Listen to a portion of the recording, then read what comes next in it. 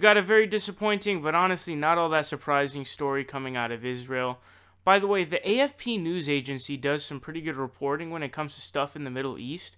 So I recommend, maybe making that one of your regulars if you're interested in foreign policy.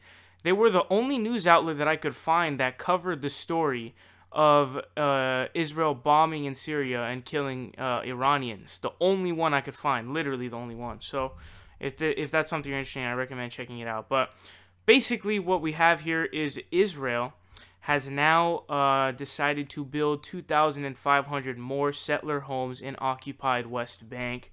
So this is something that they've been doing for a while, which is building what's known as settlements. But as Ben Shapiro said, hashtag settlements rock. Now, here's what this article says. It says, Israel said Thursday will give final approval to the construction of 2,500 new homes in the occupied West Bank, the first tranche of settlements since the controversial U.S. embassy move to Jerusalem. The announcement was slammed by Palestinians as prospects of a peace accord between the sides appeared as distant as ever. Israeli Defense Minister Avigdor Lieberman announced his intention to request final approval from a planning committee for the building of 2,500 new homes in 30 West Bank settlements. Quote, the 2,500 new units will approve in the planning committee next week are for immediate construction in 2018.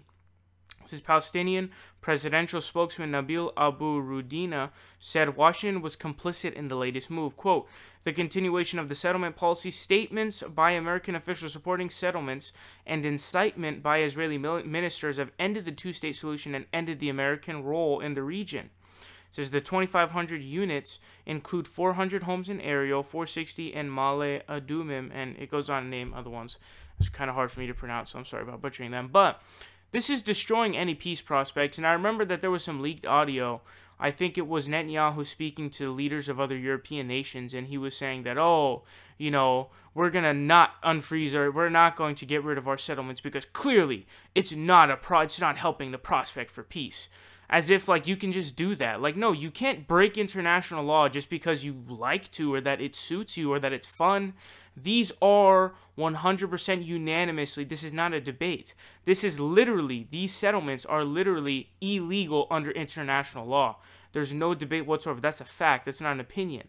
So what you're looking at here is, the constant, Israel wants to defend its own borders bullshit line being used constantly is complete bullshit. And look at what they're doing with these settlements. And it's getting ridiculous too, because sort of like Christopher Hitchens said, he said they need to figure out where the fuck their borders are because clearly they just keep expanding all the time. And you can't keep making these. And the West Bank is massively occupied, by the way. I think it's controlled, 2/3 of it is controlled by Israel, whether it be militarily or whether it literally be actually 100% controlled by Israel. And the occupation is pretty fucking disgusting. And the truth is that Donald Trump has, while the Israeli-Palestinian, peace prospects haven't been amazing. Back in 2000, they were kind of close, but Israel were giving unfair exchanges. But essentially, now what we have is literally probably the lowest prospect of peace possible between the Palestinians and Israelis, because Donald Trump has gone out of his way in the move of moving the U.S. Embassy to Jerusalem. Therefore, showing that Jerusalem is the capital of Israel, while Jerusalem is split between Israel and Palestine in any two-state deal. So he's destroyed that. Mahmoud Abbas came out saying, we can no longer look at the U.S. as being a mediator. We now have to go to the UN. So diplomacy has been absolutely destroyed pretty much all across the board. Now the North Korean summit has been canceled. He destroyed the Iran deal. He's pulling out of the Paris Climate Accord. He's just an asshole. He sucks.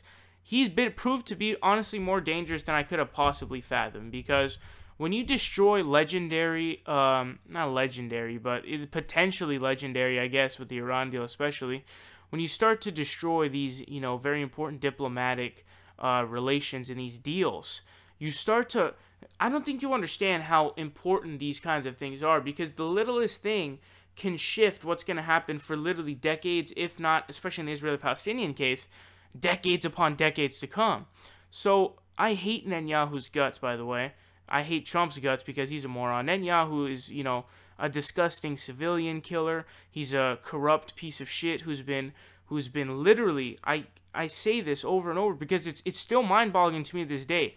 the Israeli police, this is their own country, Israeli police have recommended he be charged on counts of corruption and fraud. And it's amazing to me that somebody who is so clearly a corrupt asshole can continue to be the president of Israel, and it's fucking ridiculous. And no, Benjamin Netanyahu does not want peace. He's a fraud. And he's a complete liar.